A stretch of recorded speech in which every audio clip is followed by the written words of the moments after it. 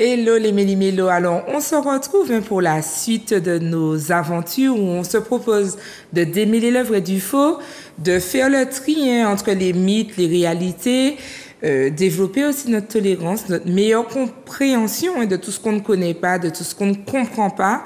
Et c'est dans ce cadre qu'on va continuer un petit peu nos fameux débats, nos fameux rendez-vous du mardi et du vendredi.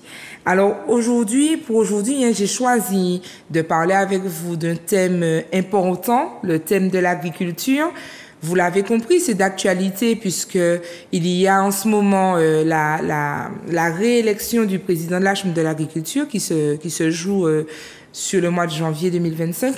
Mais on a aussi toutes ces questions qui sont sorties, qui ont été posées, parfois avec brutalité sur les tables de négociation où les agriculteurs ont fait savoir leur besoin de faire partie de ceux qui réfléchissent aux solutions pour la vie chère.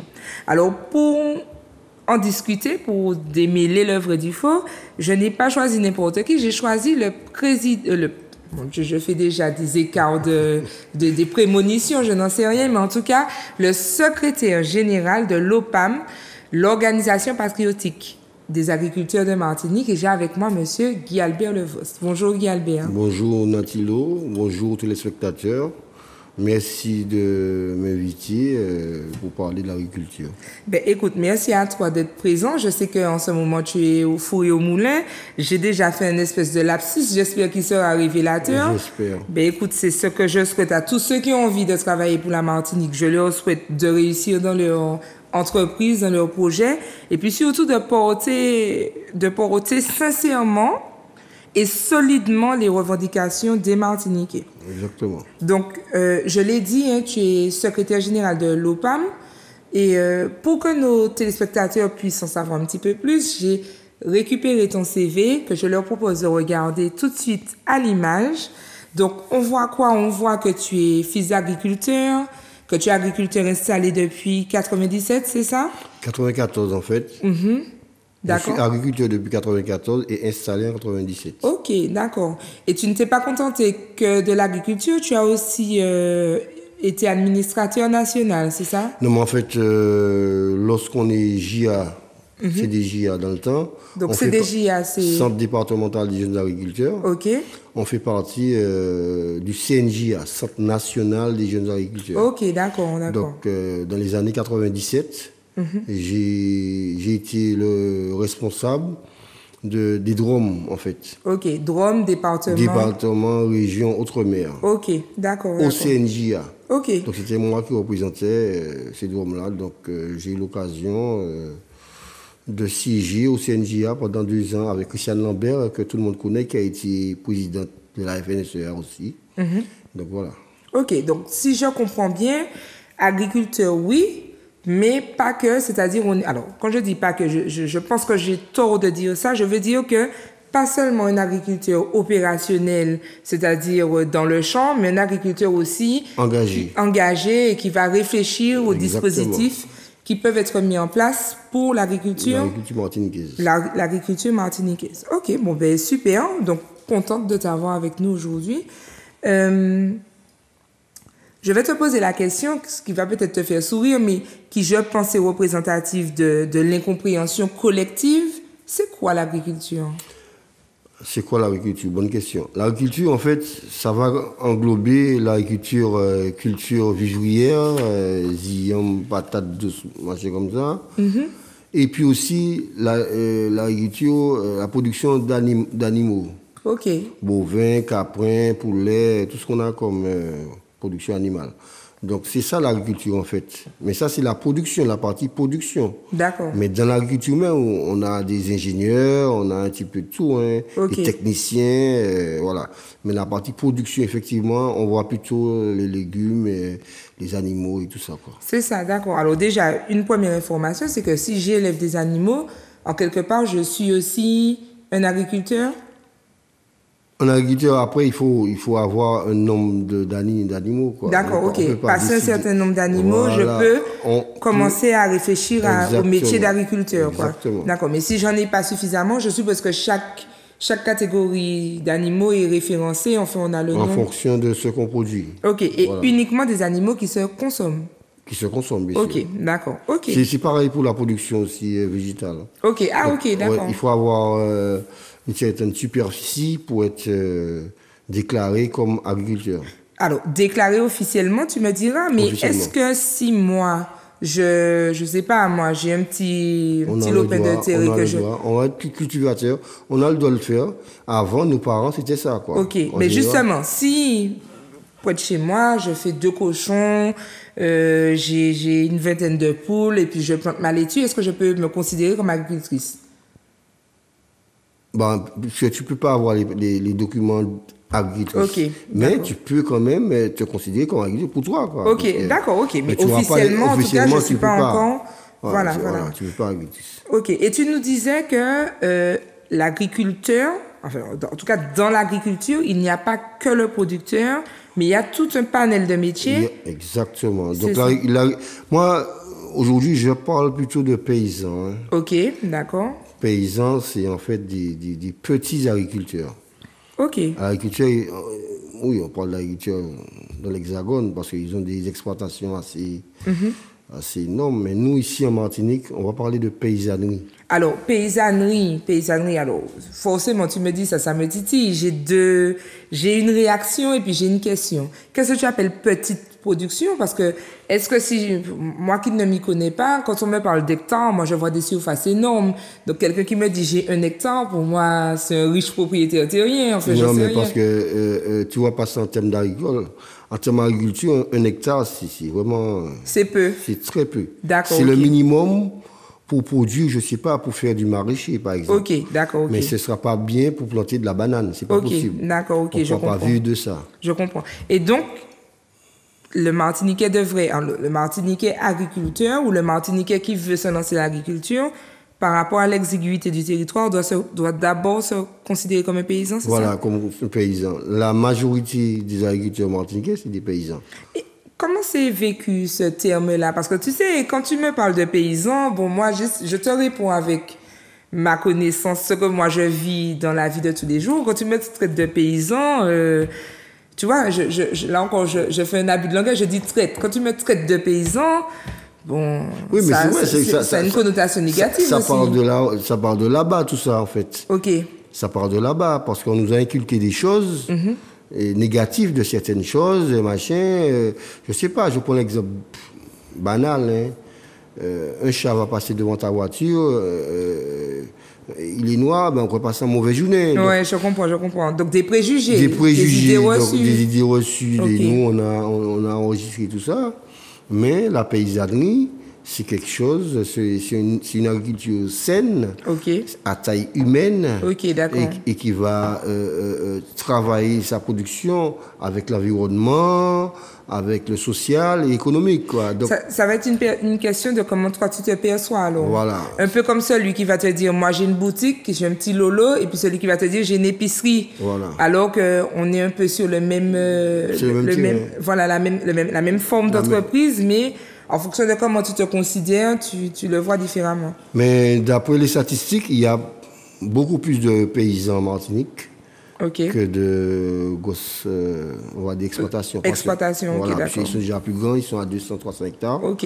mais on les connaît. Ok. Donc ce mot paysan, il faut qu'on l'accueille comme étant un terme qui va plutôt définir la taille de notre exploitation plutôt qu'une critique. Exactement. Ok. C'est important hein, de Et, dire ça. et il faut être fier d'être paysan. Parce C'est- que ne pas oublier que au réveil le matin, on doit manger. Oui, bien sûr. Et c'est le paysan qui Se charge de ça. se charge de ça. Alors, tu sais, je dis ça en souriant parce que, bon, ce n'est plus le cas aujourd'hui, mais plus jeunes, entre copines, les jeunes, même les jeunes que j'entends parler, ils te disent « Ah non, un tel trop agricole, un tel cassement paysan, etc. » Et d'ailleurs, même dans la littérature, le mot « plouc », ça venait de ça, en fait, les gens qui reviennent des campagnes et qui vont dans la ville. Il y avait beaucoup de mépris autour de ça et c'est vrai que ça perdure encore et on a le petit Mais côté, est-ce que c'est Missy qui est présenté maman, quoi? Justement, Guy Albert Le Vôtre, moi je veux casser les codes, en fait. Ok, d'accord. Je suis dans le monde, je suis paysan, mais je suis quand même dans le monde Donc, j'essaie de casser les codes, que je ne sois pas habillé toujours en kaki, chapeau bakwa, machin comme ça. Non, non. Le paysan, il est comme tout le monde, il est comme le plombier, le maçon, Ok. D'ailleurs, on a une question intéressante sur ça, on y reviendra. Avant, je veux te poser quand même la question de savoir comment se porte l'agriculture en Martinique aujourd'hui. Mais avant, on va regarder un petit extrait d'une vidéo sympa que j'ai trouvée sur les réseaux, qui, je crois, a le mérite d'être vue par le plus grand nombre. Donc, je vous laisse regarder tout de suite cette vidéo qui soulève quand même la question de l'évolution des choses dans notre pays Martinique. Je suis choquée. Regardez ce petit extrait. On aurait juré que ça a été tourné aujourd'hui. C'est hallucinant. C'était il y a 45 ans. C'était il y a 45 ans ici en Martinique. Et pourtant, rien n'a bougé. Non mais je vous laisse juste regarder. Vous avez quel âge, Patrick? 21 ans. Alors, le d'aller en France, et sans passer par des détours, moi je considère la Martinique comme étant un pays colonisé.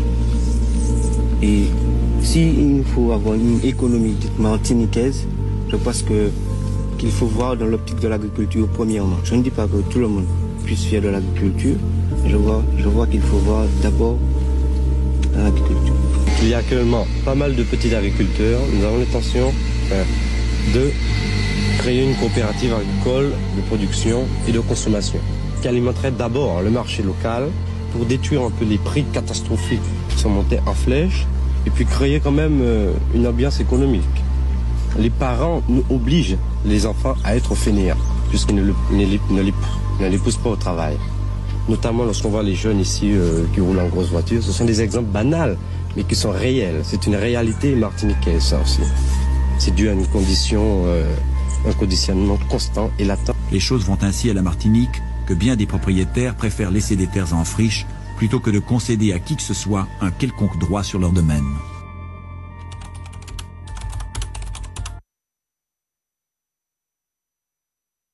Ça fait réagir. Quand j'entends, et en plus je reconnais un agriculteur encore là aujourd'hui. Ok, d'accord. Donc ça veut dire que les personnes qui sont dessus existent toujours. Existent toujours aujourd'hui. Oui. Mais sauf qu'ils ont changé. D'accord. Ils ont changé et c'est vraiment dommage. Hein.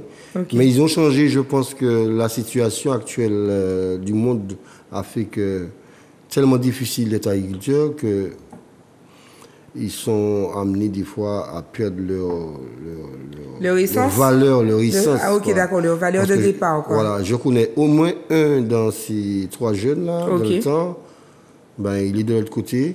Alors qu'est-ce que tu appelles de l'autre côté? Avec les gros.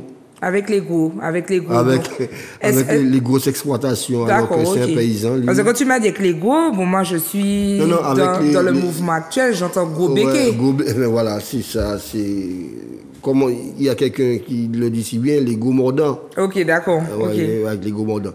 Mais bon, je pense que c'est la situation sociale aujourd'hui, la difficulté de du paysan qui a fait qu'aujourd'hui, certains perdent leur valeur. Quoi. Mais en fait, lui, je pense qu'il est quand même... ce qu'il disait il y a 45 ans, c'est à l'ordre du jour aujourd'hui. Ok, d'accord. C'est les mêmes choses, on subit les mêmes choses. Mais c'est ça, en fait, parce que quand moi, j'ai trouvé cette vidéo-là, je me suis dit, mais comment... On a l'impression des fois que c'est aujourd'hui que les gens se réveillent, on a l'impression qu'il pourrait y avoir quelque chose de nouveau, mais en réalité, quand on tombe sur ces vidéos-là, on réalise que ça fait des années qu'ils avaient vu les choses venir. Qu'est-ce qui fait que ça n'a pas... Mais justement, ben voilà, on est dans la situation, c'est 45 ans après, c'est toujours les mêmes personnes qui étaient aux manettes de l'orientation agricole de la Martinique, qui a fait que 45 ans après, ça n'a pas bougé d'un iota. Ce qui parlait 45 ans aujourd'hui, c'est le cas aujourd'hui. Donc pendant 45 ans, on a eu les mêmes personnes. Je passe un petit mot, puisque c'est le moment, à la tête de l'orientation agricole martiniquaise, qui a fait qu'on se retrouve au point de départ. C'est ça. Voilà. Est-ce qu'il n'y aurait pas, parce qu'on l'entend même pour la vie chère, je regardais, il y a un humoriste qui en parle encore, qui dit que, bon, mais là c'est le carnaval, les rues sont noires de monde, quand il y avait les manifestations, il y avait peu de monde. Est-ce qu'il n'y aurait pas, parce que, alors, je le dis sur Méli-Mélo, je ne porte pas la pierre sur chacun de nous individuellement, mais on attend beaucoup des organisations. Donc, on attend beaucoup de la CTM, on attend beaucoup de l'État, on attend beaucoup de la Chambre d'agriculture, et donc on attendra de toi, si toutefois c'est toi qui représente les agriculteurs de Martinique. Mais est-ce qu'il n'y aurait pas un travail à faire en interne auprès de chaque Martiniquais? Est-ce qu'il n'y aurait pas un travail, et j'espère que Méli-Mélo contribuera à revaloriser le métier de paysan, est-ce qu'il n'y aurait pas quelque chose à faire à ce niveau-là aussi? Est-ce que cet agriculteur que tu reconnais et qui aujourd'hui tu dis qu'il est chez les gros, est-ce qu'à un moment donné il ne s'est pas senti seul? Est-ce qu'il y a... Mais c'est exactement ça, il s'est battu, il s'est beaucoup battu, hein, cette personne. Ok. Et il s'est sans doute trouvé seul à un moment donné, et puis bon, il a lâché, quoi. Ok, d'accord. Et c'est ce qui risque d'arriver à beaucoup de paysans. Ok. Donc c'est vraiment dommage. Mais en fait, le Martiniquais a un petit problème, on ne fait pas corps. On veut toujours que ça soit quelqu'un qui fasse pour nous, quoi. Ok. Voilà, on dépend, comme tu as dit, des syndicats, mais on ne fait pas la démarche individuelle, quoi. Et c'est ça qui est vraiment dommage. Est-ce qu'aujourd'hui, il y a moins d'agriculteurs que... Ah oui, il y a beaucoup moins. Avant, on était... Je prends l'exemple en 93, hein, il y avait 12 200 petits planteurs de bananes. Ok, 1200. 1200 à l'aéroport. Okay. Aujourd'hui, ils ne sont même pas 90. Ah ouais. Ils ne sont pas 90. On passe de 1200 à 90. Oui, on passe de 60 000 hectares de terres agricoles à 20 000 aujourd'hui. Donc, ah oui, c'est énorme comme... Parce qu'il y a des gens qui pensent que le pays Martinique peut vivre sans agriculture, il faut le dire. D'accord, ok. Qui pensent que le pays Martinique, avec des supermarchés un petit peu dans toutes les communes là, de Martinique, on n'est pas obligé d'avoir de l'agriculture. On va faire tout venir de l'extérieur et puis nous pourrons manger, quoi. On a une question comme ça parmi les questions des abonnés, mais on y reviendra. Est-ce que tu penses qu'ils ont raison de penser ça? Est-ce qu'on peut continuer de croire que l'agriculture est une source d'avenir ou une solution pour la Martinique? Mais en fait, on subit entre guillemets le choix de nos politiques. Parce que si on nous dit, on remet l'agriculture à sa place. Ok. Parce que si un pays doit se développer, il y a 3 piliers. C'est l'agriculture, la santé, la formation, l'éducation, c'est ça. Ok. Si tu n'as pas d'agriculture dans ton pays, tu ne pourras pas manger. Nous sommes îles, nous sommes entourés d'eau. Ça veut dire que nous subissons, si le bateau n'arrive pas, on ne mange pas. Ouais, je comprends. Ouais. Si l'avion n'arrive pas, nous tous seuls là. Donc, il faut produire pour ton pays d'abord. Et quand tu me dis produire, ça me fait rebondir dans l'extrait qu'on a regardé à l'instant. Il dit les gens sont devenus fainéants. Oui. Qu'est-ce que tu en penses, toi? Oui, c'est exactement ça. Mais lui, les gens sont devenus fainéants. Mais il n'y avait pas de... On lui donnait rien par mois. Mais aujourd'hui, c'est encore plus grave. C'est-à-dire que les gens n'avaient pas le choix que de travailler, alors qu'aujourd'hui, ils ont le choix? Non, en fait, avant, ils n'étaient pas payés pour rester chez eux. Ouais. Aujourd'hui, les gens sont payés pour rester chez eux. Je ne suis pas 100% d'accord avec toi, mais je vois où tu vas en venir. Voilà, le terme payé pour rester chez eux, je te trouve un peu violent dans le concept. Mais je comprends ce que tu veux dire. Parce que moi, quand j'ai jamais connu RSA, ça. Voilà. Hein. Il fallait aller chercher, quoi, ouais, avec les dents, avec... Et comment on peut inviter les gens, justement, à... Eh bien, ils les remettent au travail. Les remettre au travail, c'est quoi? En fait, le salaire, c'est quelque chose. Comment comprendre qu'aujourd'hui, quelqu'un qui ne travaille pas ait un salaire pratiquement équivaut à celui qui travaille? Oui, c'est ça, c'est vrai. Mais ce n'est pas normal. Ouais, soit on augmente celui qui travaille de 4 fois plus, mais on ne peut pas donner à quelqu'un 500 € qui ne fait rien, qui est couché, et puis celui qui travaille tous les jours, tu lui donnes 1 000 €, 200 €. Ouais, c'est ça. Quel intérêt il a à aller travailler? Il n'a pas d'intérêt. C'est ça. Donc on incite... Et ce n'est pas nous, hein. Ça sort de là-bas. La société incite le Martiniquais à rien faire. Okay. Comme ça, on ne va rien faire, on sera là, et puis tout le monde qui est rentré, tout le monde qui a fait ça, et voilà. Donc il y aurait aussi une espèce de Donc, à l'époque d'Hitler et compagnie, on parlait de propagande. Bon, on en parle toujours aujourd'hui. Le terme n'est pas archaïque, mais on parle d'une espèce de propagande où on faisait cette espèce de lavage de cerveau, un peu comme on nous a fait croire que le paysan n'est pas présentable à ses parents, pour nous dissuader d'aller de ce côté. Parce que lorsqu'on était à l'école, moi, Guy Albert, quand j'étais à l'école, j'inventais rien. Ben, tu sais pas écrire, tu sais pas lire ou pas travail, bon ben, tu vas sous la banane et sous la canne à sucre. Ouais, c'était un métier. Un métier de comment on passe à faire. Comment on passe à faire. Et je vous rappelle qu'aujourd'hui, pour être agriculteur, il faut être formé. C'est ça. Il faut savoir lire, il faut savoir faire une règle de 3 minimum. C'est ça. Il faut savoir compter, il faut savoir budgétiser, il faut faire une prévisionnelle. L'agriculteur, c'est un chef d'entreprise. Le paysan aujourd'hui, c'est un chef d'entreprise au même titre que n'importe quel chef d'entreprise. Tu me tends la perche. La perche. J'avais aussi cette question de la formation. Pour être très honnête avec toi et très transparente avec vous, j'ai réfléchi à la question de l'agriculture. Alors, pas exactement dans les mêmes objectifs que toi. J'avais eu l'opportunité, pour mon mémoire d'ingénierie de formation, j'avais choisi, et j'ai beaucoup aimé le titre de mon mémoire, je l'ai choisi avec conscience et détermination. J'avais appelé mon mémoire de Tissonson à entrepreneur. Et en fait, je voulais expliquer à travers ce mémoire, qui m'a quand même coûté 90 pages de réflexion, à quel point c'était nécessaire, voire urgent pour notre société, de sortir en fait de cette image du Tissonson sous prétexte que je fais de l'agriculture et vraiment embrasser la fonction de chef d'entreprise. Comme j'ai pu le dire, j'en ai parlé notamment dans une autre émission avec Emmanuel Granier.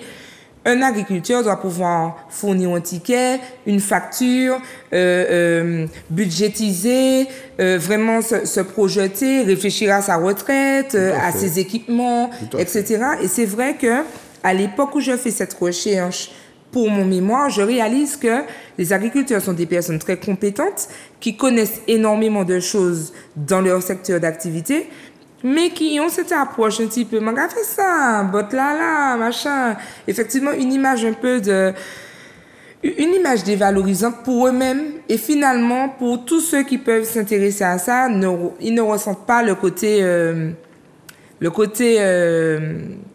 valeureux, j'ai envie de dire, du métier. Mais justement, ni la largeur, excuse-moi de t'interrompre, ni la largeur du métier. À savoir que un agriculteur doit savoir maîtriser la proportionnalité qu'on apprend au collège et même au lycée. Tout à fait. Mais justement, c'est le résidu, le reste de tout ce qui se passait auparavant. Aujourd'hui, la nouvelle génération, les jeunes JA, jeunes agriculteurs qui arrivent, c'est des gens formés. C'est des gens qui ont un bagage. Ils n'arrivent pas comme ça. Comment pas faire à l'école, me rêver à guider? Non. Aujourd'hui, ceux qui arrivent là, et je crois que je suis la dernière génération d'agriculteurs qui voilà, moi j'ai été formé pour être dans les bureaux. Ok. J'ai voulu faire l'agriculture parce que j'ai voulu le faire. Ok, d'accord. Donc j'ai été me former. C'est-à-dire que ta formation de départ n'est pas une formation d'agriculteur? Non, même si je suis fils d'agriculteur, j'avais un niveau inconscient, j'ai été à l'école, donc j'ai voulu faire l'agriculture. J'ai été en école d'agriculture, en formation, pour avoir un diplôme agricole. On a une école d'agriculture en Martinique? Si, on a le Lecta, on a le Robert. Et je te rappelle, Natilo, que le Lecta de Croix-Rivaille est bien coté. Oui, c'est ça. Beaucoup d'agriculteurs martiniquais sortent du Lecta, du Robert et du Lamentin. C'est ça. Ouais. Donc aujourd'hui, on n'est pas agriculteur comme ça. Il faut le vouloir. Et après, il faut te former. Et est-ce qu'il y a des formations pour les agriculteurs qui sont déjà installés? Bien sûr. Les dernières formations, par exemple, pour utiliser des produits phyto, il faut avoir un minimum. Il faut savoir un pictogramme, il faut savoir faire une règle de 3. Donc aujourd'hui, la nouvelle génération d'agriculteurs, ils sont formés. Et c'est pourquoi j'espère et je pense que ça va changer. Ça va changer, mais pour que ça puisse changer, il faut qu'on change de tête de gondole, en fait. Il faut que ça change dans le monde agricole. Et les gens qui pensent pour nous, il faut les changer. Donc, je vois ce que tu veux dire. Alors, moi, j'ai une autre question, plus toujours par rapport à la manière dont l'agriculture est accueillie dans les familles, dans les ambiances, etc. On a toujours, on aura beau critiquer ou pas, il faut qu'on puisse être capable de dire que ça fait partie de notre réalité. En Martinique, la belle et grosse voiture fait mouche. Quand on est quelqu'un d'élégant, qu'on a du style, qu'on sait comment s'habiller, qu'on sait comment se comporter, ça a son poids, en tout cas dans les interactions sociales. Est-ce qu'il y aurait pas un petit manque de, j'ai envie de dire, de sexy dans le métier de l'agriculteur? Est-ce qu'il manquerait pas, je sais pas moi, le petit côté wow? Comment on pourrait, justement, pour valoriser déjà le travail qui est fait par le Lecta? Tu parlais du lycée du Robert, c'est ça? Du CFA? Ouais, Robert. Voilà. Est-ce qu'il y aurait pas quelque chose au-delà de la formation utilisation des produits phyto, au-delà de la formation gestion d'entreprise, est-ce qu'il y aurait pas une formation à faire au niveau des agriculteurs pour aider ces gens-là à se mettre en avant? Je sais pas, quand on voit un agriculteur, on se dit, bon, ben, tiens, il a la pointe de la technologie. Est-ce qu'il n'y aurait pas un travail à faire? Justement, j'espère que ça va changer. Parce que si je dis pas à quelqu'un que moi je suis agriculteur depuis 94, on va me dire, mais non, tu es un gars machin. Donc il faut changer les codes. Et pour ça, les gens qui sont à la tête, ils sont un petit peu hommes de Cro-Magnon, c'est vrai. Ok, voilà, donc, c'est ça. Je pense que la nouvelle génération, dans l'agriculture, tu vas trouver les jeunes là qui arrivent, ils sont quand même, ils ont, ouais, ça a changé beaucoup quand même.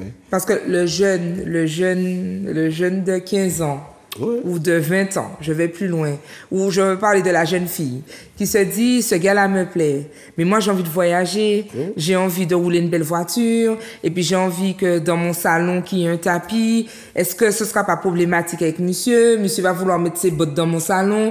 Est-ce qu'il n'y a pas encore cette espèce d'idée qu'on a de l'agriculture? Et puis j'ai bien entendu, tu m'as dit, il faut que celui qui a la tête ne soit plus l'homme de Cro-Magnon. Mais qu'est-ce que tu pourrais conseiller à chacun? Admettons que ça ne change pas. Admettons que les élections ne changent rien. Qu'est-ce que tu pourrais proposer à monsieur, madame, tout le monde qui nous regarde, dans sa conception, dans sa perception, et surtout, l'agriculteur qui travaille en tant qu'agriculteur, en tant que paysan, d'accord? Qu'est-ce qu'il pourrait faire évoluer dans son style, dans sa façon de faire, de communiquer avec les gens, pour pouvoir participer à redorer, en fait, l'image de l'agriculture? Mais en fait, ça prend du temps, hein. Ça prend du temps, ça prend une génération. Pour compter, on va pas sortir de cette génération-là et puis changer carrément la façon de s'habiller, la façon de se comporter. Aujourd'hui, la majeure partie des jeunes qui arrivent, comme je te dis, ils ont changé. Okay. Ils ont changé, ils ont un autre look. Ils vont avoir des nattes, ils vont avoir des couettes, ils vont pas s'habiller en kaki. Donc déjà, ils vont avoir une belle voiture, il faut le dire. Et non, je pense que ça va changer, c'est en train de changer. Ça prend du temps. Parce que comme on dit chez nous, maladie a qu'à venir rapidement, mais il n'y a pas de... C'est-à-dire qu'il n'y a pas de... un escargot, en fait. C'est ça, il n'y a pas de temps, puis pas de... Donc, on nous a inculqué ça depuis 46, on va dire, 1946. Là, on est en 2024. Ça commence à changer parce que, comme j'aime à le dire, les jeunes qui arrivent là, si tu ne sais pas qu'il est agriculteur, tu ne vas pas voir qu'il est agriculteur. Il va s'habiller comme monsieur tout le monde, il sera comme tout le monde, quoi. Il sera bien, ça, en fait. C'est ça. Mais bon. Et puis, au-delà de, je réagis puisque j'ai eu des opportunités, donc je partage avec les téléspectateurs. Au-delà de changer la vision de l'agriculteur, ça aide aussi pour eux. Moi, je sais que j'ai fait il n'y a pas très longtemps une formation où j'accompagnais justement des agriculteurs dans leur professionnalisation. Et il y avait aussi l'utilisation de l'outil numérique, etc. Et ils étaient assez agréablement surpris de voir qu'avec leur téléphone, ils peuvent faire une photo d'une plante, la soumettre à Google et Google donne des informations sur cette plante-là. Et il y en a un qui me dit, mais en fait, c'est génial. Ça veut dire que j'ai un problème sur mon exploitation. En live and direct avec mon téléphone, je fais une photo, j'ai tout de suite des renseignements. Ça, c'est tel... Voilà, je peux tout de suite réagir et il a vraiment perçu le téléphone comme un outil, et finalement, j'ai envie de dire, un outil agricole aussi, en fait. Oui, non, mais c'est exactement ça. C'est ça. Et je pense que si ça, ce serait bien, hein.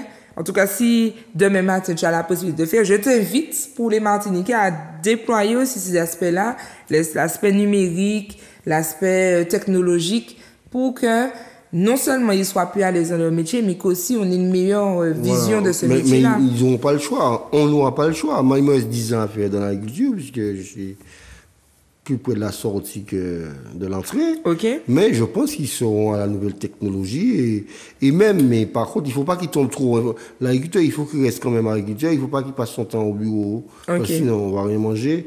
Mais effectivement, je pense qu'ils sont au niveau là, des dernières technologies. Quoi. OK. Ils pourront poser à Google les questions, comme tu l'as dit, prendre une photo de la maladie et Google pourra leur dire, voilà, c'est des moucherons, c'est quoi.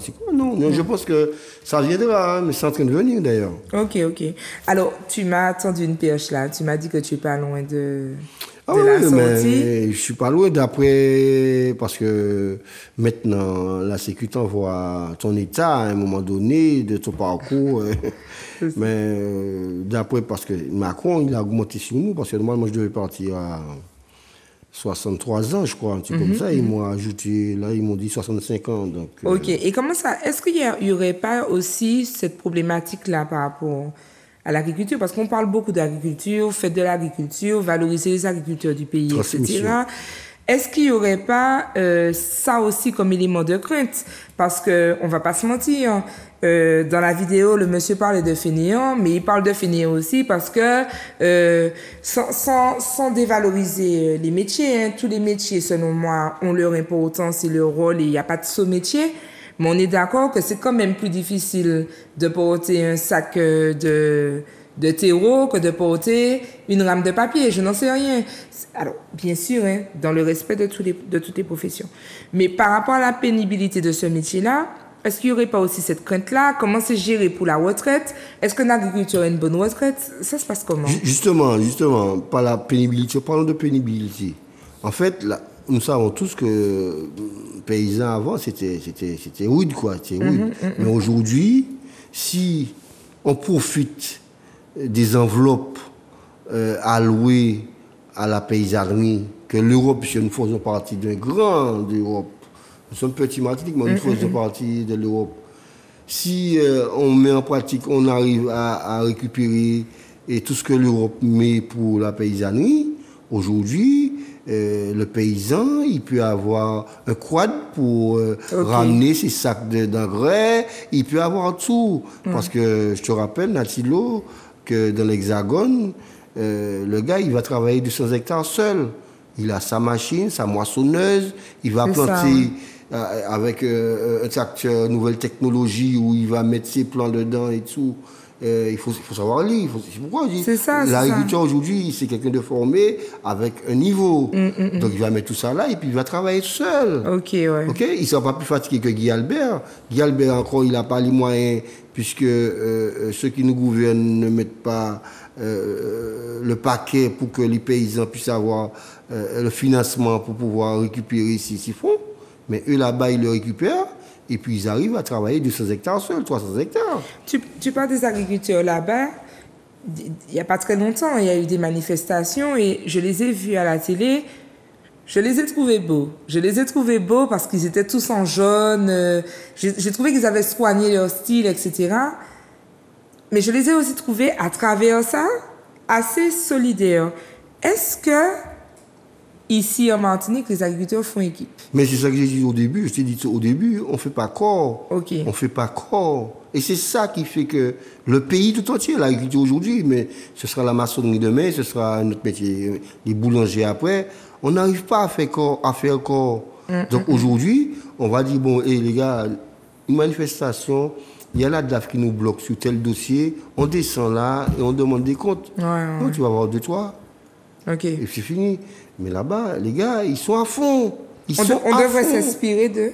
Voilà, parce que je te rappelle que la France a été une grande nation agricole. Et beaucoup de projets agricoles partent de la France. Mais ils sont très solidaires. Et je te rappelle quelque chose, en Martinique, on fait 50 km, le plus loin c'est 50 km pour arriver à Fort-de-France. 50 km. Ouais. Les gars, ils sortent de Marseille en tracteur, ils arrivent sur Paris. Ouais. Hein? Les gars, ils font 900 bornes. Ouais, c'est vrai. Les gars, ils sont déterminés, Et puis, nous cabaret là. Ouais. Et puis, autre côté, nous, parce qu'il faut d'autres manger. Il faut manger le matin, son croissant, sa banane, sa pomme. Donc, aujourd'hui, je crois que si le paysan martiniquais, et c'est dommage encore, je reviens dessus, parce que en 93, ce qui s'est passé à l'aéroport, pourquoi ça s'est passé? Rafraîchis-moi la mémoire, parce que 93, Ah oui, j'étais un bébé, moi. T'étais bébé, oui, mais il faut des bébés aussi. Pour qu'aujourd'hui tu sois là. Non, mais en fait, en 93, le mouvement était sérieux parce qu'il y avait des machines derrière. Ok. Et qui c'est qui a les machines en Martinique? Qui a les machines, les grosses machines, les gros tracteurs? Je ne vais pas répondre à ta place. Voilà. Donc, il y avait tout ça. Et si demain matin, écoute bien ce que je vais te dire là, aujourd'hui, à Méli-Mélo, si demain matin, les gars décident de faire avancer les choses, mais dans le sens de la paysannerie, ceux qui ne veulent pas de la diversification, on va dire, ils le font, mais ils ne le veulent pas. Mais non, alors, j'ai beaucoup réfléchi à cette émission-là. J'ai vraiment beaucoup réfléchi à cette émission-là. Et par rapport à ce que tu dis là, il y a eu un truc qui m'est venu. C'est vrai que l'agriculture et d'autres secteurs, mais je trouve que c'est très fort en agriculture, l'agriculture est dépendante des politiques. D'accord ? Voilà. Qu'est-ce que vous pouvez faire pour convaincre les politiques ? Parce qu'on cherche à convaincre les consommateurs et les Martiniquais plus largement, mais pour les politiques. Je m'explique, je précise ma question. Tu me dis que si les gros décident de soutenir la paysannerie, on peut avancer. Soutenir la paysannerie, la diversification. On avance. Voilà. Moi, j'ai une phrase qui m'avait été dite, on m'avait dit, et je trouve que cette phrase a du sens. Pour être en bonne santé, il faut manger les fruits et légumes de saison, je répète, de saison de son pays. Pourquoi j'insiste sur la saison? C'est parce que en fin d'année, il fait un peu plus froid, il y a un peu plus de grippe. On va manger des oranges, des mandarines, ça apporte des vitamines C et compagnie. En fait, ça apporte ce qu'il faut pour supporter la grippe. Et puis, dans d'autres périodes où il fait plus chaud, on va prendre quelque chose de plus rafraîchissant. Enfin, voilà. Est-ce que vous vous sentez soutenu par des organismes comme l'ARS, l'Agence régionale de santé, qui, elle, va, par exemple, financer beaucoup de pubs sur manger 5 fruits et légumes, bouger, faire du sport? Est-ce qu'il n'y aurait pas un travail à faire à leur niveau? Essayer de voir si eux, ils peuvent soutenir la question de manger les fruits et légumes de son pays et pas en saison? Est-ce qu'il n'y aurait pas quelque chose à... Parce que tu me parles des gros, d'accord? Mais est-ce que parmi les acteurs... Non, mais en fait, je parlais des gros, c'était pour faire la pression sur... sur la politique. Sur la politique. Ok. Parce qu'on n'a pas de tracteur, on ne peut pas barrer la Marthe et Fort-de-France, voilà. Ouais, je comprends. C'était juste pour faire la pression. Ok. Mais quand tu dis que l'ARS manger les fruits de saison, mais c'est à nous, Martiniquais, de comprendre cela. Ok. Parce que nous aussi, on veut manger des raisins en janvier. Ouais, et c'est un fruit rouge européen qui, normalement, qui doit être produit au mois de... Le seul fruit au monde, répète ça, que tu auras les 54 semaines de l'année, c'est la banane. Banane Cavendish, la banane dessert. Okay. C'est le seul fruit au monde. Et je te dis que c'est pourquoi la banane a cette force, on va dire, entre guillemets. Okay. Parce que c'est le seul fruit où tu peux produire toute l'année. Parce que je me suis posé la question, pourquoi ils en ont tout ça après la banane alors qu'il y a d'autres choses à produire en Martinique? Ben voilà, parce que la banane, c'est le seul fruit qu'on peut avoir sur tous les continents, tous les jours. D'accord. Après, nous, en Martinique, on devrait manger comme nos parents mangeaient. Avant, c'était les mandarines en décembre, orange. Mais maintenant, on essaie de faire comme les Européens, de manger, je sais pas, qu'est-ce qu'on produit Il y a une période pour chaque fruit. Et légumes aussi. C'est là où je parle de sensibilisation et je parlais d'ARS. Moi, quand j'étais petite, à l'école primaire, il y avait des manifestations où le samedi matin, il y avait le grand petit déjeuner où on nous apprenait soi-disant à manger, etc. Sauf qu'à l'époque, il y avait quand même des boîtes de cornflakes, bourrées de sucre, etc. Mais après, j'ai vraiment vu que l'ARS a vraiment participé à des vraies campagnes dans les établissements scolaires, etc., avec manger 5 fruits et légumes, bouger. Ça passait dans des dessins animés, ça passait sur les chaînes. Toutes les chaînes avaient ce slogan-là qui était répété en boucle. Pourquoi pas ne pas proposer manger les fruits et légumes de saison et apprendre, en tout cas, inviter le Martiniquais à croire qu'il est possible de se dire, bon ben, je sais pas moi, les mandarines c'est qu'en décembre, c'est normal pour nous qu'il n'y ait pas de mandarines en mars par exemple. Que les mangues, ben c'est quand, voilà, ben, et je vais loin, c'est-à-dire que le pâtissier qui a sa pâtisserie artisanale, qui soit capable de dire, écoutez les gars, je vais pas vous vendre des cochonneries, donc il y aura pas de mousse à la mangue au mois je connais même pas les saisons, c'est pour te dire, mais voilà, est-ce qu'il y aurait pas un travail de fond à mener? Oui, c'est ça, c'est exactement ça qu'il faut faire. J'ai eu l'occasion, puisque aussi je suis boucher sur le marché du François. Ben, il y a des enfants, il y a une école maternelle où le mardi ou le vendredi, je crois, je sais pas en fait, plutôt le vendredi puisque je travaille le vendredi, qui emmène les enfants pour les faire reconnaître les fruits et légumes du pays. Ok, dans le marché. Dans le marché, je trouve ça génial. C'est vrai. Mais il faudrait répéter ça dans toutes les communes. Ouais. Parce qu'aujourd'hui, les enfants qui naissent, les petits là, ils connaissent la pomme, la poire, aujourd'hui kaki, puisque le kaki, ça pilule en Martinique là aujourd'hui, mais il ne pas connaître Chinette, il ne pas connaître Zikak, bon, on n'en a pas beaucoup maintenant aussi. Voilà, il ne pas connaître un mango moussage, maintenant c'est rien qui manque, il ne pas connaître un mango vert. Ouais. Parce que je vous rappelle que les gens parlent de Eugène Mouna, et c'est qu'à dire, nous mangeons mango vert. C'est ça, ouais. C'est vrai. Les enfants ne connaissent pas ça. Chadec. Voilà. Par contre, nous connaissons tout ça qui a sorti de l'autre côté. Ok? Et qui est arrivé dans des moments où on va prendre la tomate. On ne peut pas faire de tomate toute l'année. C'est un légume rouge, il faut beaucoup de soleil pour avoir de la tomate. Ben, il faut acheter une tomate en Espagne, et puis il faut faire lumière, et puis ben là. Non, je crois qu'aujourd'hui, il faut que le Martiniquais arrive à comprendre qu'il faut qu'on retourne. Nous pas vivre là, nous pas marcher et puis chouval ben comme ça, mais il faut remanger ce qu'on consommait auparavant jadis. Okay. Donc consommer les produits de saison, les fruits de saison et comme ça on ira mieux, tout le monde pourra se comprendre. Et même tout à l'heure là tu as parlé est-ce qu'il faut avoir 1 hectare pour pouvoir planter? Non, avant tu avais des gens qui étaient, je sais pas, professeurs des écoles, qui étaient maçons, ben je sais pas, mais qui avait quand même 2-3 arbres fruitiers chez lui. Il était qu'à tuer ça le samedi, qui ramenait ça sur le marché. C'est ça. Donc comme lui, il a son métier, il vendait ça à un prix très bas, on va dire. Ouais. Et le prix n'était jamais élevé. C'est-à-dire qu'il y avait quand même un rapport gagnant-gagnant où lui, il arrondit ses fins de mois, voilà. Mais en même temps, il propose un produit accessible. Accessible à tout le monde. Ouais. Donc tout ça a fait que, comme il n'y a pas ça aujourd'hui, les gens... Ils ont leur maison, ils ont hérité d'une maison, d'un terrain agricole. Parce que dans le temps, les terrains agricoles, il faut le dire aussi, il n'y avait pas... aujourd'hui, il y a la CETAF, c'est un organisme qui va protéger les terrains agricoles, tout ça. Avant, il n'y avait pas ça.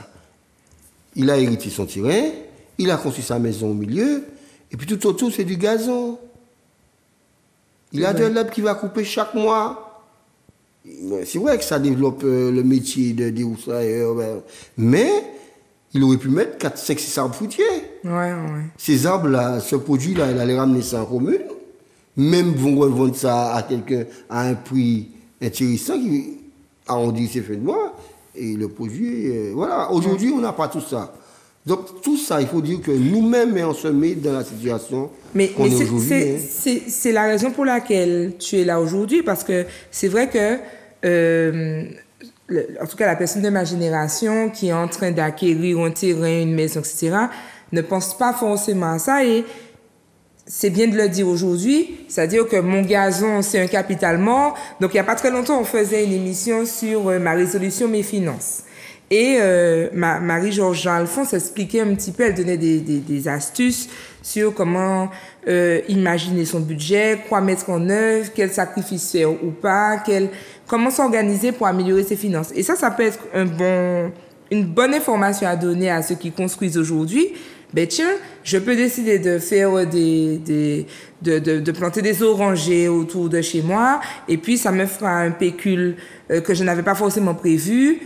Voilà, quelque chose en plus pour mon projet. Natilo, ma mère aujourd'hui fatiguée, malade, on a un pougnet. Le pougnet vient avec maman parce qu'elle est très fatiguée aussi. Ok. On appelle ça prune d'Espagne, les petites prunes là rouges. Ouais. Je te dis, tous les lundis, maman, elle partait avec ses prunes en sachet. Ouais. Et elle vendait ses prunes. Cet argent-là, elle achetait sa nourriture avec. Tous les lundis. Il faut aussi que les gens acceptent d'acheter aussi dans les mains de ça revient. Depuis le Covid, c'était grave. C'était compliqué. C'était compliqué. Mais ça a fait que les gens commencent à revenir. À revenir à la vente directe chez l'agriculteur, chez le paysan. Et ça, je crois que c'est ça que ça nous a ramené, cette maladie. Mais si chaque Martiniquais avec de l'espace, tu peux faire avoir de la laitue, de l'oignon, c'est pas difficile d'avoir ça. Sur tu fais un petit établi, machin, quoi, planter ça en lait, et voilà, tu as ta laitue, tu consommes pas de laitue. Donc on peut faire plein de choses, hein. Même si tu vends, tu pourras vendre, hein. Ça va t'arrondir les fins de mois. Au lieu d'avoir une tête de laitue de 2,50 €, vous pouvez vendre 1 €. Je comprends. Donc c'est-à-dire qu'aujourd'hui la vie est chère en Martinique, mais il faut dire que nous-mêmes, nous faisons partie des gens qui font monter les prix. Ok. Nous faisons partie de ces gens-là. Parce que tu récupères un manguier, il ne te demande rien. Ni eau, ni engrais, ni rien du tout. Tu passes, tu récupères les mangos. Tu veux vendre le mango à un prix exorbitant pour ton ami. C'est pas possible. C'est pas possible. Donc c'est une honte. En fait, mais c'est pas de leur faute, puisqu'ils vont prendre exemple sur les mangues qui arrivent de l'Hexagone où on vend en supermarché. Quand il y a quoi acheter le mangue landais, 3 €. Et euros peut-être qu'ils considèrent que ça mangue à lui qui a poussé en Martinique sous le soleil de Martinique est peut-être de meilleure qualité. Oui, de meilleure qualité, mais tu n'es pas obligé de le vendre au prix. Ok. Et ça peut aussi inciter, si on est nombreux à le faire, est-ce que tu penses que ça peut jouer sur les prix des supermarchés? Ah oui, ça va jouer sur les prix automatiquement. Automatiquement. Donc ce ne serait pas un mythe d'y penser? Non, ce n'est pas un mythe. Ok. Alors, je continue puisque le temps ne nous attend pas et j'ai pas mal de questions à te poser encore. Par rapport à justement cette question de la vie est chère, tout le monde essaie de se dépatouiller, etc. Est-ce qu'il n'y aurait pas possibilité, peut-être que je me trompe, je spécule, je suis dans mes réflexions, mais je ne suis pas agricultrice, donc je ne sais pas. Je trouve que la terre agricole est louée à des prix dérisoires. Tu parlais d'héritage, j'imagine que j'hérite d'un terrain agricole que mes parents m'ont laissé. Je sais qu'il y a des réglementations qui encadrent ce terrain-là, qu'il n'a pas le droit de rester en friche, qu'il faut l'exploiter. Sauf que, quand je vais l'exploiter, je réalise que je vais vendre, enfin, même pas vendre, louer plusieurs hectares pour aller 1 000 € l'année, 2 000 € l'année. Est-ce qu'il n'y aurait pas quelque chose à faire à ce niveau? Parce qu'il y a de quoi décourager quelqu'un.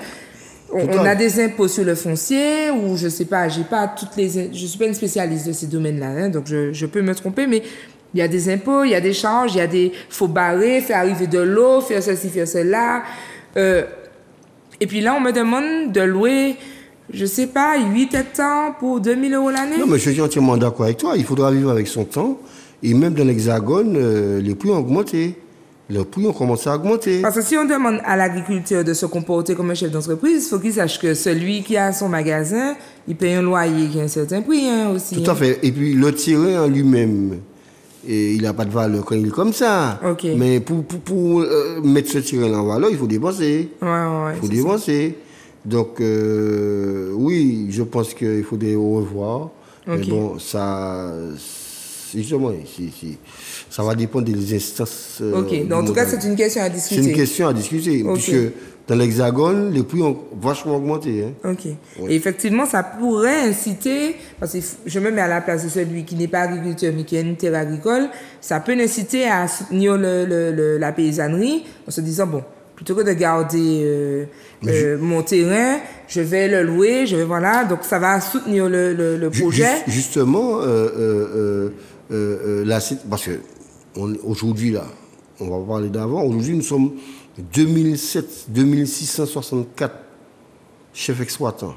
Ok. D'accord, aujourd'hui. Donc, chaque année, tu as au moins 100 qui partent à la retraite.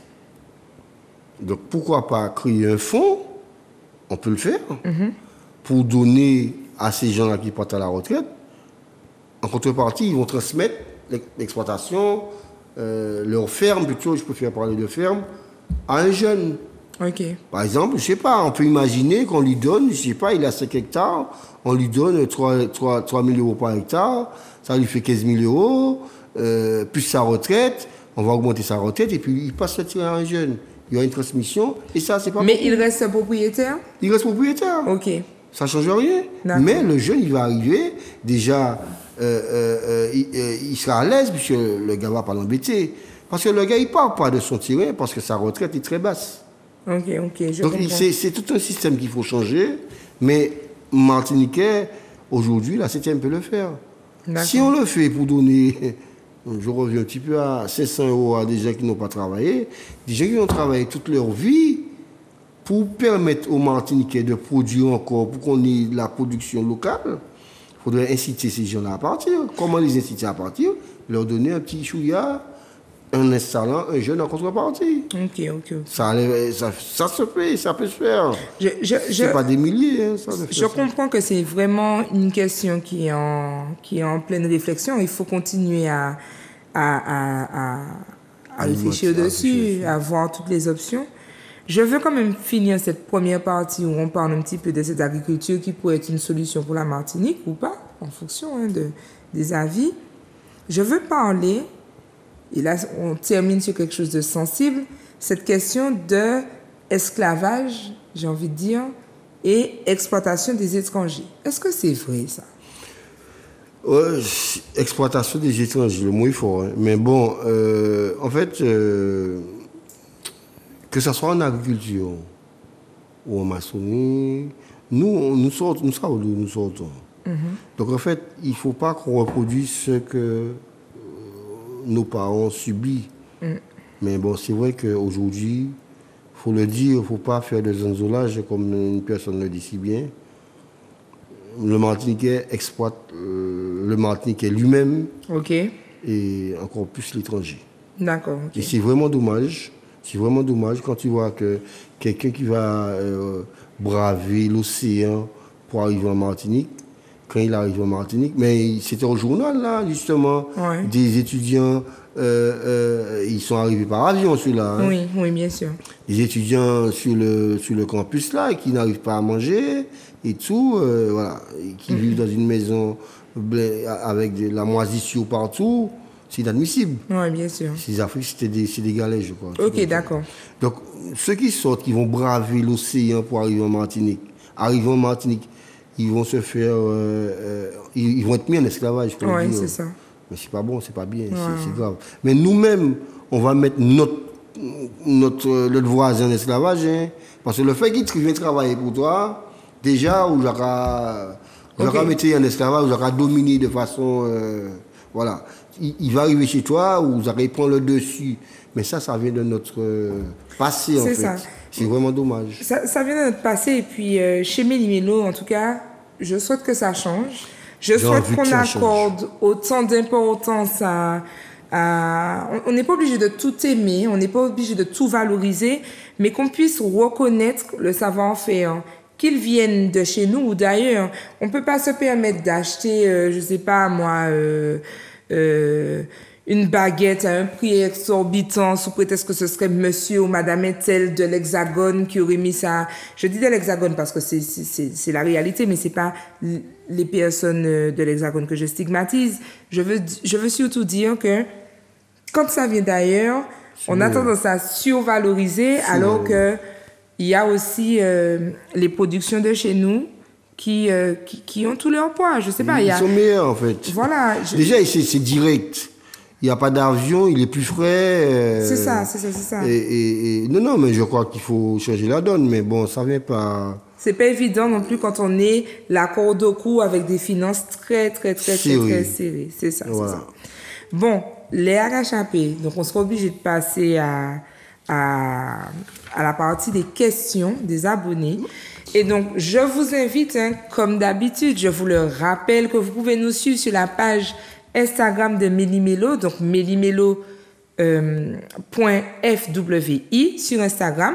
Et puis, je vous l'avais déjà dit dans l'émission Quoi de neuf où j'ai été reçue par Monsieur Granier, vous avez aussi la chaîne WhatsApp où là, vous recevez directement des informations sur la page, sur WhatsApp, sur votre téléphone.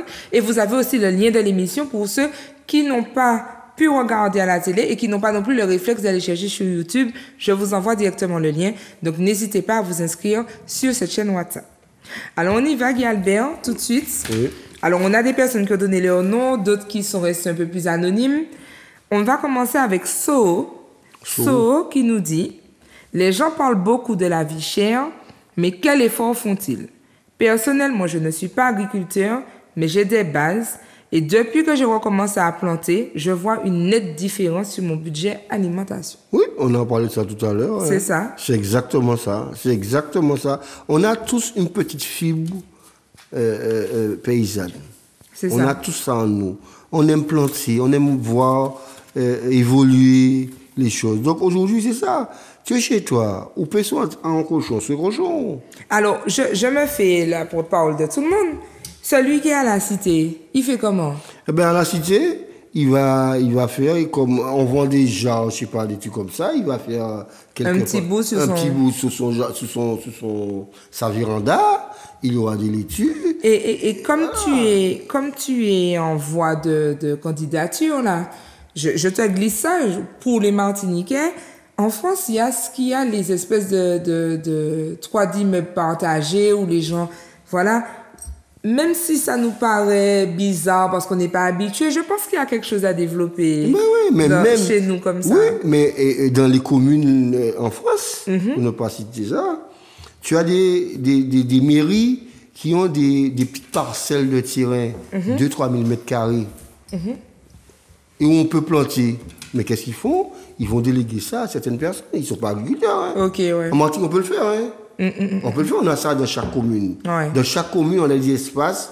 Même à Fort-de-France, au Terre-Saint-Ville, j'ai vu de mes yeux une petite parcelle où le gars, il a ses poules, il a ça, il apporte un bananier, il a ça. Mais dans les communes, tu as des espaces où tu pourras... Bon, les gars, on a 2000 mètres carrés là, je donne 600 mètres carrés à 5 personnes. Ouais, je comprends. Et on peut planter, que ça diminue, ça te fait avoir un petit revenu, un petit chouïa. Et mon fils, il le fait bien, mais il l'a fait. Ok, effectivement. Un petit contrat et tout. J'utilise cette parcelle-là pour... Ils produisaient. C'est ça. Ils le font. C'est ça. Ouais, chose à faire en Martinique. Ouais. Faut avoir des idées. Effectivement.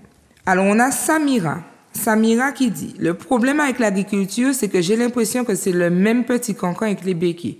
Je n'ai pas l'impression qu'on soit vraiment tourné vers le peuple. » Quand je ne sais pas ce que Samira veut dire, mais... j'ai pas pu échanger avec elle, je ne saurais pas te dire davantage. Je ne sais pas ce qu'elle veut dire, je ne sais pas si je peux répondre. Cancan avec les béquets, je n'ai pas compris. Je ne sais pas, je pense peut-être que c'est parce qu'on parle beaucoup de la banane, du poséi. Oui, mais voilà, il faut, parce que Samira n'est pas dans le métier, elle ne sait pas. Si c'est pour parler du poséi, effectivement, il faut revoir... le poséi, c'est un truc important, parce que ça a été créé pour l'agriculteur. Ok, alors est-ce que tu peux nous dire rapidement, on n'a pas beaucoup de temps, mais rapidement. Alors, le POSEI, c'est un programme qu'on a mis en place pour aider les agriculteurs de l'outre-mer. D'accord.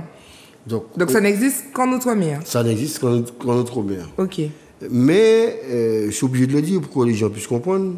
Ça a été créé pour les agriculteurs. Ok. Mais et pas les paysans. Oui, pour les paysans, pour tout le monde. En fait, D'accord. nous disons paysans, mais dans le français, machin, on va parler d'agriculture. Ok. Mais nous, on se bat pour que ce soit des paysans. Ok, voilà. d'accord. C'est pour l'agriculture. Mais aujourd'hui, on a des lobbyistes. Ok. Et on a un gros, dans les DOM, pour ne pas le nommer, c'est Eurodom. Ok. Eurodom, c'est les béquets qui gèrent cela. D'accord. Et Bruxelles, gouvernement français, quand ils ont quelque chose à faire pour les départements d'outre-mer, régions d'outre-mer, c'est Eurodom qu'ils écoutent. D'accord, ok. Donc Eurodom, on a dédié le POSEI pour les agriculteurs. Eurodom est passé derrière, a dit attendez, il faut donner aux agriculteurs, mais il faut qu'ils soient dans un groupement, soit dans une association. C'est pas normal. C'est ça. Donc il y a une forme de contrainte. Voilà, donc c'est Samira. C'est Samira qui Elle n'est pas au courant de tout ça. Okay. Moi, Guy Albert, j'ai pas de POSEI parce que j'ai pas de groupement, je fais pas partie de groupement. D'accord. Et nous disons non, ça a été fait pour les agriculteurs. Pourquoi encadrer, faire que les petits qui l'ont pas, alors, toujours passer dans ce cas, dans ce que dit Samira, c'est peut-être la tournure cancan qui est un peu dérangeante, mais en soi, elle n'a pas tout à fait tort. C'est-à-dire que la manière dont ce POSEI est géré, ça crée encore plus de disparité entre vous. Voilà, et donc moins de place pour le petit producteur qui voudrait... Et je dis à Sabia, c'est pas bon, elle prend ça pour un cancan peut-être de l'autre côté, mais c'est du bon sens. Ok, d'accord. Voilà, c'est une lutte qui mérite d'être menée. De mener, voilà. Ok, d'accord. Voilà. Alors on continue, on a Blacky maintenant, qui dit, tant qu'on ne va pas régler ce problème de béquet, ça revient, hein, on ne va pas réussir. Quand ma fille est née, il y avait une marque locale qui proposait dans les supermarchés des petits pots pour bébés à base de produits locaux. Igname, patates douces, tinée. J'avais entendu la fondatrice du concept dans les médias et je crois qu'elle est ingénieure. Aujourd'hui, pour mon fils qui vient de naître, impossible de trouver ça. Pourquoi ça n'existe plus? Pourquoi la CTM et la Chambre d'agriculture n'ont pas soutenu son projet? Non, on préfère donner de l'argent à Kalash ou aux organisateurs de la BACA au lieu de soutenir ces projets-là. Donc Blacky, en fait, elle explique que... C'est une fille, Blacky? C'est une femme? J'ai l'impression, on ne sait pas. Mais elle est au top, Blacky. Je ne sais pas si c'est une femme ou... Si en tout cas, c'est une personne. C'est une personne, oui. Voilà, donc on peut parler au féminin, parce que c'est une personne. Et effectivement, cette personne parle de petits pots pour bébé. Et je vois très bien de quoi elle parle. C'était des petits pots pour bébé. Oui, je ne me souviens plus du nom de la marque, mais à base de produits de chez nous. Tout à fait. Mais c'est ça le problème. Et c'est vrai que je ne les vois plus du tout dans les supermarchés. Et je comprends très bien ça. Mais oui, parce qu'on privilégie... les gens qui nous gouvernent, ils vont privilégier l'importation. C'est ça, oui. Parce que peut-être que son projet, parce que j'imagine... En fait, pour être tout à fait transparente, je connais la fondatrice de ce concept. Oui. Je ne me souviens plus du nom du concept, mais je l'ai connue à l'époque où j'ai travaillé dans l'agroalimentaire. Et c'est vrai que ça demande beaucoup de moyens. Il faut des laboratoires, des cuisines, mais on appelle ça en industrie agroalimentaire des laboratoires. Il faut des autorisations, il y a les normes qualité, il y a l'empaquetage, la communication, la pub, etc. Ça demande beaucoup d'argent. Et c'est vrai que soutenir ce projet-là, financièrement, l'entreprise de cette femme-là, c'est aussi trouver des nouveaux marchés pour les paysans. Parce que du coup, je sais pas, je dis ça comme ça, j'ai 20 kilos de dachine, j'ai peut-être pas assez pour telle ou telle industrie, mais j'ai assez pour produire pour les petits pots et vendre à cette industrielle-là. Donc, c'est vrai que ça aurait été... Je comprends ce que Blacky dit. Ça aurait été bien de soutenir des projets comme ça. Comme on soutient plutôt l'importation pour récupérer de l'octroi de mer, okay, voilà. En fait, tout part de là. Il faut... Il faut comprendre que il faut que le Martiniquais puisse comprendre. Parce que l'octroi de mer, c'est nous-mêmes. Hein. Ok. C'est nous-mêmes, c'est notre argent. C'est notre argent. Donc, on a des choses à faire, mais après, il faut que les politiques suivent, quoi. Alors, on a Danto qui dit l'agriculture pour faire quoi? Puisque les moulins passent à faire manger encore. Bon. Danto s'est exprimé. Hein? Les moulins passent à faire manger encore. Bon, je ne suis pas tout à fait d'accord avec Danto. Je ne sais pas si c'est une femme ou un homme. Je ne suis pas tout à fait d'accord. Hein? Peut-être que les mœurs sont changées, mais je vois aussi des chefs qui proposent des chips d'achine en apéro, des chips de banane. Bon, je ne sais pas si toi tu veux réagir à Danto. Je suis pas trop de l'avis de Danto. En fait, les gens, ils cuisinent encore. Ok. S'ils ont les moyens, ils cuisinent encore. C'est ça. Alors, on a Anonyme qui nous dit c'est de la faute de l'État, tout ça. Décidément, hein. L'État et l'ARS. Tu vas à Sainte-Lucie, tu trouves partout des gens qui vendent des jus locaux et des produits sur la main. Et personne ne tombe malade. En Martinique, c'est impossible. Tu essaies de faire un truc comme ça, tu as l'ARS qui débarque sur toi et qui te parle de laboratoire. Laboratoire de qui ça? Il a pas tort, il a pas raison, en fait. Okay. Il est au milieu du gué, là. Ok. Il a pas tort, il a pas raison. Mais, effectivement, vu tout ce qui se passe dans le pays Martinique, faut pas qu'il oublie qu'on déconne. Ouais. Donc, il y a des contrôles à faire, quoi. On n'a pas le choix. Ça ne vient pas de nous, ça ne vient pas du petit encore, hein. Ouais. Mais on est quand même chlordéconné, donc on est obligé d'avoir des contrôles.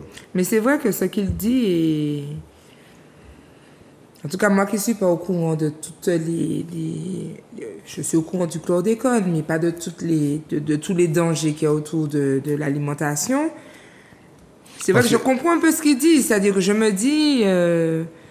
Les jus locaux dont tu parles là, moi je les ai vus, je les ai bu à Sainte-Lucie. Non, rien. Mais en fait, il faut qu'il sache aussi, il y a 6 mois, il y a 1 an, on avait un problème avec la banane jaune. Ok, d'accord. Un problème avec la banane jaune. Il y a un produit qui sortait de Sainte-Lucie, je crois, bien. Ok, d'accord. Qu'on mettait sur ce fruit-là pour qu'il puisse devenir jaune. Ok, d'accord. Donc, il faut qu'on fasse attention. Donc, ils ont aussi des pratiques qui ne sont pas forcément... Okay. Top. Donc, il faut croire qu'on n'est pas dans un monde de bisounours aujourd'hui. Donc, les contrôles, il faut que ça se fasse, quoi. Okay. Parce que sinon, le pays ne devient pas intéressant aussi. Ok, ouais, je comprends. La sécurité alimentaire, c'est un truc important. Ok. On a Stéphane qui nous dit « Si les gens savaient ce qui se cache derrière l'agriculture, ils feraient moins la fine bouche. Ces gars-là arrivent à construire de grosses baraques. Quant aux marchands, pas même parler. Des chiffres d'affaires de ouf. C'est dommage, les gens préfèrent aller toucher des SMIC chez GBH. » Je sais pas, c'était pas un sujet sur les béquets, mais j'ai entendu béquets, État, GBH. Ouais, mais c'est pratiquement... Non, mais ce qu'il dit là, il parle de... Je suis pas vendeur, je suis paysan. Mais est-ce que c'est vrai que l'agriculteur peut bien gagner sa vie? Ah ben oui, c'est clair. Grosse baraque? Grosse baraque, je sais pas, mais il peut gagner sa vie. Correctement? Plus que le SMIC? Ah ben oui, quand même. Ok. L'agriculteur vise plus que le SMIC. Ok, d'accord. Quand il décide de faire l'agriculture, c'est pas pour avoir 1 200 €, 1 300 € dans sa poche. Ok. Après... C'est important d'en parler parce que on parle d'éducation. Tu disais que les 3 piliers, c'était la santé, l'alimentation et l'éducation.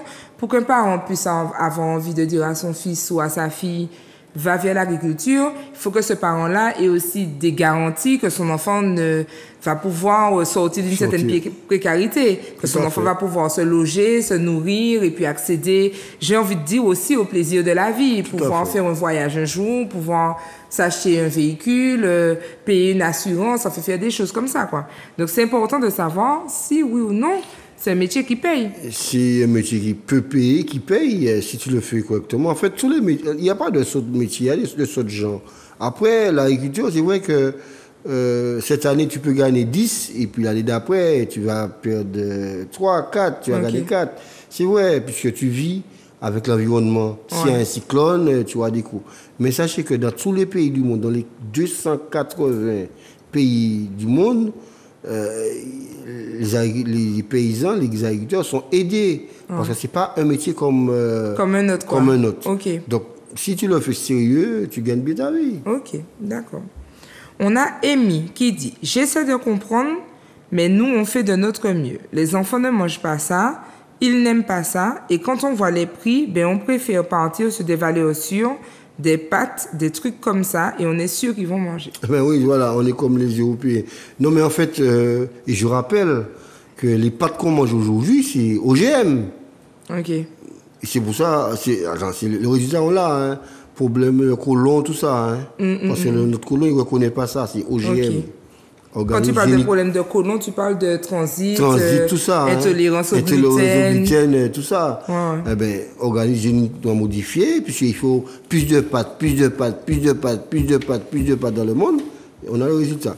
Non, je crois que l'enfant qui naît, il va manger ce que les parents vont lui donner. Si le parent ne lui donne pas ça à la base, il ne va pas manger ça. Hein. Il va pas manger ça, mais il faut lui donner, c'est dommage. Et ça nous ramène à la question de Blackie, avec les petits pots au bout des produits locaux. Voilà. On a tout intérêt à soutenir ce type d'industrie. Et puis je comprends aussi que, si tu veux, enfin, à travers cette intervention, qui est finalement très très bien, tu disais que Blackie était génial, on comprend aussi que l'agriculture soutient d'autres types de métiers. Exactement. Comme la transformation alimentaire, etc. En haut, on a l'agriculture, mais ça nous donne plusieurs branches. Hein. Ouais, c'est ça. On peut partir d'être agriculteur, de la production, et puis après, en transformation. Effectivement. Ingénieur, en fait, la recherche, pour produire plus. Non, je crois que être agriculteur aujourd'hui, c'est la formation aussi. La formation, exactement. L'enseignement, puisque tu parlais du LECTA et de l'établissement Robert. Enfin, il y a tout ça. En tous les cas, moi-même, Guy Albert Levaux, je suis fier d'être agriculteur, je suis fier d'être paysan. Donc, je n'hésite pas à le dire, même si on ne va pas me croire. Hein, mais je vais monter mes ongles, je vais voir. Mais bon, je suis fier d'être paysan en Martinique aujourd'hui. Alors, il nous reste 2 questions. On y répond et puis après on passe au bon plan. Donc on a Anonyme qui dit « Le problème est que les gens qui ont de l'argent ne font pas d'efforts. Pourquoi on ne retrouve pas des chips de banane au cinéma par exemple? C'est aux industriels de faire l'effort. Il faut arrêter de jeter la pierre sur la population. » Oui, mais la population, si pour payer le chips de banane, ça sera peut-être plus cher. C'est vrai? Donc, c'est ça le truc. C'est vrai. C'est l'offre et la demande. Si on est prêt à manger martiniquais, les produits seront plus chers. Comme j'ai eu l'occasion de le dire, si Guy Albert peut produire 1 tonne de concombre de tomates par semaine, cette tomate-là sera vendue moins chère que si je fais que 20 kilos, 50 kilos. Si on a les moyens de produire plus, ben, les prix vont descendre, c'est basique. Mais est-ce qu'il n'y aurait pas une carte à jouer, c'est-à-dire, justement, parce que les industriels ont les clés, ils pourraient se dire, ben, moins de chips de pommes de terre et plus de chips de banane. Peut-être que celui qui a le choix va systématiquement choisir ce à quoi son cerveau est habitué, et puis parce qu'aujourd'hui il n'a pas le choix, il se dit bon allez, je tente les chips de banane et je découvre que c'est bon en fait. Oui, mais lorsqu'on va le pays avec des produits qui sortent de là-bas, puis ça intéresse encore une fois le pays en gagnant sur l'octroi de mer, ça fait que... Il y a aussi cette question politique qui est très forte. Voilà, c'est très fort. Politico-économique. Économique, voilà. Donc, sans qu'on n'aura pas compris qu'il faut qu'on arrive à vivre sans cet octroi de mer, puisque les départements de l'Hexagone, ils n'ont pas d'octroi de mer et ils arrivent à se défendre. Ok. Mais nous, comme on est calqué sur ça, on a bâti notre pays sur ça, alors, puis nous, qu'on fait produire entier, puis nous, l'argent. Ça fait remarquer que quand la grève a débuté, les 34 communes, ils étaient vent debout contre la suppression de l'octroi de mer. Parce que dans les communes, chaque mois, c'est une somme d'argent énorme. Ok, je comprends bien. Donc, c'est le système qu'il faut changer. Ok. Et ça, c'est vrai que c'est pas évident. C'est pas du jour au lendemain, c'est pas demain la veille. Alors, on termine avec la question de Ben. Ben qui dit « Ma question va peut-être vous paraître bizarre, mais pourquoi tout le monde roule en Hilux? Les gens n'ont rien compris. Hilux, c'est pour monter dans les traces, pas pour véhiculer ton jet ski. Au final, peut-être qu'il faut écouter le peuple et faire ce qu'il a envie, arrêter de se battre pour l'agriculture et se tourner vers le tourisme comme à Saint-Martin. Ouais, mais il faut qu'il accepte pour se tourner comme le tour à Saint-Martin, quand le tour il est sur la route, arrêtez qu'on est tout quoi. Pep, s'il ne pas connaître, il ne faut pas nous délai, vous allez connaître pep. Non, je crois que il a raison quand il dit que tu habites à la cité, tu n'as pas d'exploitation, et puis tu as un gros 4x4 en bas de la cité, il sort avec 4x4 là, mais bon. Non, mais il a un parti raison, il a un parti tort. Le pays Martinique n'est pas encore prêt pour le tourisme, parce que tu vas au restaurant, le gars, il te sert pas, il prend pas du plaisir à te servir. Hein. OK. Et il prend pas plaisir à servir le Martiniquais lui-même. Ouais, je vois ce que tu veux dire. Ouais. Donc, à Barbade, ces gens sont dans ça depuis longtemps, ils acceptent le tourisme. Nous ne pouvons pas résoudre ça. Si nous ne pouvons pas même accepter le Martiniquais, il y a qu'à venir manger le dimanche, là, nous ne pouvons pas servir correctement, et puis un sourire, et puis... Comment on aura créé l'autre là? Parce qu'aujourd'hui, les gens qui travaillent dans les restos, dans la restauration, on aurait dit qu'ils le font par pitié, je sais pas comment. Oui, je comprends. C'est-à-dire que c'est pas forcément la vocation. C'est pas leur vocation, parce que quand ils se déplacent pour venir manger chez toi, tu dois te mettre... Alors, je suis assez d'accord avec ça. Et puis, je crois que, bon, bien sûr, chaque personne fait ce qu'il veut. Hein. Si la personne veut son jet ski, veut son Hilux pour tirer son jet ski, moi, ça me dérange pas. Surtout s'il m'invite au plan jet ski, ça me dérange pas. Mais c'est une fausse question de se dire, allons laisser tomber et puis passer de l'autre côté. Parce que j'ai envie de dire que le touriste qui vient en Martinique, il a envie de découvrir le terroir martiniquais. Mais il n'a pas envie de manger de pâtes aussi. Il vient pas en Martinique pour revivre. Et d'ailleurs, je glisse ça comme ça. L'un des pays que j'ai découvert et que j'ai le moins aimé au niveau culturel, c'est pas un pays, c'est une grande ville, mais c'était Chicago. Parce que j'ai réalisé que je n'ai rien goûté à Chicago qui me fasse dire, OK, je suis dans un endroit bien particulier. Tout ce que j'ai trouvé, c'était des fast-foods que je peux retrouver en France. Je sais pas, j'ai demandé à un moment donné, c'était quoi le plat typique chicagoan. On m'a dit d'aller manger chez Giorgio qui fait des pizzas, machin. Je me suis dit, mais pizza, c'est italien. Ouais. Donc, il y a encore ces touristes-là qui recherchent l'authenticité à travers une expérience culinaire, à travers une expérience... parce que l'agriculture, c'est la nourriture, mais c'est aussi le folklore, c'est aussi c'est des campagnes vivantes. Voilà, c'est aussi, on va se réunir pour faire le lassoté. C'est aussi, enfin, il y a toute la partie culturelle derrière, et j'ai envie de dire à Ben que finalement l'agriculture est nécessaire pour le tourisme. Voilà, donc, exactement. Donc Ben, quand le touriste il vient pas pour la mer, le soleil seulement, il vient quand il passe dans les campagnes pour qu'il puisse voir des paysans avec une production. Il veut voir ça aussi, tourisme vert. Exactement. Oui. Donc les deux vont de pair. Il ne faut pas supprimer un pour l'autre. Au contraire, il faudrait qu'on fasse beaucoup plus d'efforts dans le tourisme et aussi dans l'agriculture. Ils sont liés. Parce que le touriste ne vient pas pour aller à la plage pour voir seulement. Hein. Moi, je suis au François. On a la chance d'avoir au François Clément l'habitation Clément. Ben, tu as plein de touristes qui passent sur le marché, découvrir nos produits. Donc, ils ont besoin de voir ça. Ils n'ont pas envie de manger quand ils arrivent au restaurant, de manger des pâtes, de manger du riz qu'on produit. C'est ça, ils veulent goûter les productions de chez nous. De chez nous. Donc les deux vont de pair. En fait. Alors, Guy Albert, on arrive vers la fin de l'émission, donc la dernière partie, effectivement. Alors, je suis contente et on a pu balayer plusieurs aspects. Avant de vraiment conclure, on va quand même partager les bons plans. Donc, j'ai retenu pour vous, comme habituellement, deux bons plans que je vous invite à utiliser et à partager aussi autour de vous.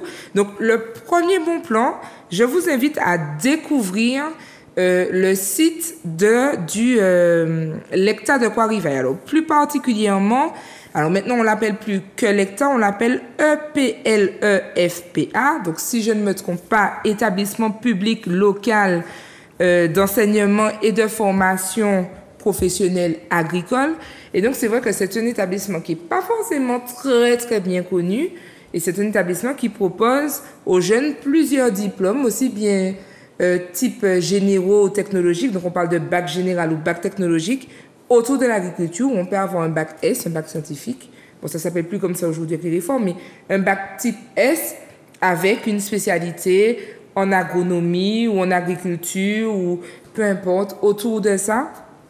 Et permettre à un jeune aujourd'hui d'être formé dès le lycée, hein, et d'avoir un niveau bac et plus. Ils ont aussi des BTS, voilà, grâce au Lecta. Donc, je vous laisse regarder ça en images rapidement.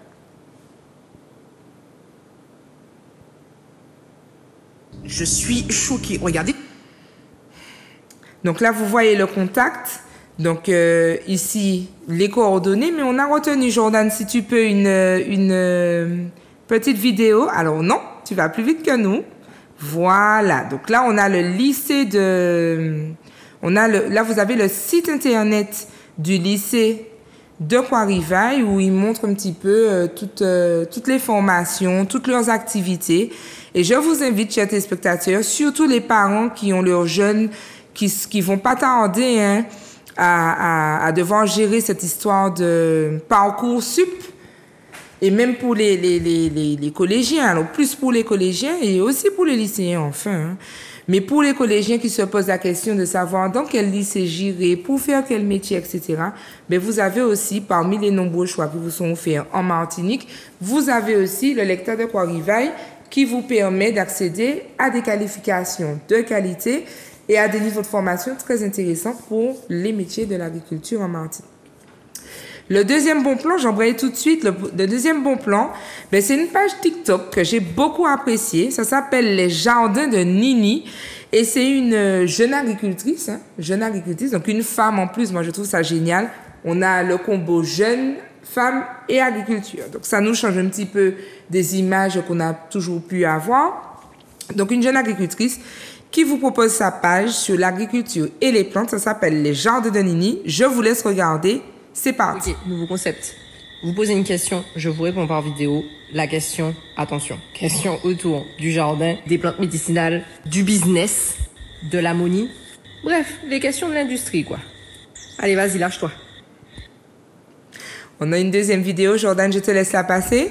Tu cherches souvent des plantes locales, mais c'est difficile à trouver, hein. En plus, tu vis en Belgique, aux États-Unis, en France et même à La Réunion. C'est compliqué, hein. Ne bouge pas, je te montre le truc. Tu as du mal à dormir. T'as entendu que des bonnes choses sur les feuilles de rosol, pour le cancer, pour le sommeil. Mais ça pousse pas chez toi. On expédie, oui. Tu as des règles douloureuses. On t'a parlé du gluten, de l'amande glaciale. Mais pareil, ça pousse pas chez toi. On expédie, oui. Tu as envie de te faire plaisir.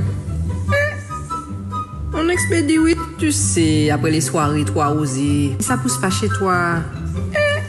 On expédie, oui. Que tu veuilles nettoyer ton corps, mieux dormir grâce aux feuilles de manguier, aider ton foie à se remettre grâce au bol d'eau, ou bien juste retrouver les saveurs de ton enfance. Hein. On expédie dans le monde. La Réunion, j'ai dit le monde. Hein. La Guadeloupe aussi, j'ai dit le monde. Hein. Lesjardinini.com. Qui a dit que tu pouvais pas avoir un morceau de chez toi dans le pays de la personne? Alors, en plus, elle le dit avec humour. Donc, c'est vraiment une page que je vous invite à suivre. Moi, je prends plaisir. J'apprends beaucoup de choses. Et puis, elle expédie, oui. Elle expédie tout. Et ce qu'on disait tout à l'heure, la nouvelle génération qui arrive ont des idées. Et puis, ils sont formés. Ils peuvent... Je pense que c'est très bien. Je trouve ça très, très, très bien. Et puis, ils sont connectés puisqu'on la retrouve sur TikTok. Voilà, c'est ça. Connectés. Voilà. Donc, c'est ça l'avenir du pays de Martinique avec des jeunes... formés et puis... Alors, Guy Albert, on arrive au terme de l'émission. Je te laisse nous dire quelques mots de la fin pour clôturer. Je te remercie, Nathalie, de me donner la parole aujourd'hui à Amélie Milo. J'espère que les gens qui nous ont écoutés seront satisfaits. Mais moi-même, je suis dans ce combat depuis quelques jours. Je suis un peu fatigué de tout ça et c'est pas fini, c'est la dernière semaine. Donc, merci encore. Et puis, en plus tard, quoi. Donc, en Ok. espérant que les choses se fassent. Ok. On va dire ça comme ça. Mais écoute, merci à toi, Guy Albert, pour ta présence, pour nous avoir éclairé, avoir parlé d'agriculture avec nous. Bien sûr, je te souhaite bon vent et bonne réussite dans tes projets. J'espère surtout que tu vas porter l'agriculture au sommet et répondre aux besoins des Martiniquais, parce que c'est vraiment ce dont on a besoin. On se quitte avec quand même une image, celle de ta citation, celle que tu nous invites à considérer, et tu nous dis « Chaque journée commence par l'agriculture.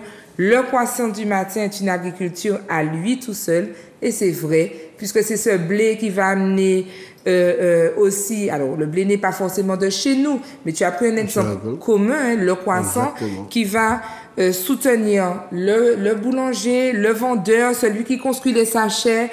En fait, c'est toute une économie. Et c'est nourrir le peuple. Donc, effectivement, je trouve que c'est une belle citation qu'on n'hésitera pas à repartager. Chers téléspectateurs, merci à vous d'être fidèles au poste. Je vous dis à très bientôt. Je vous embrasse très fort. N'oubliez pas de planter près de chez vous.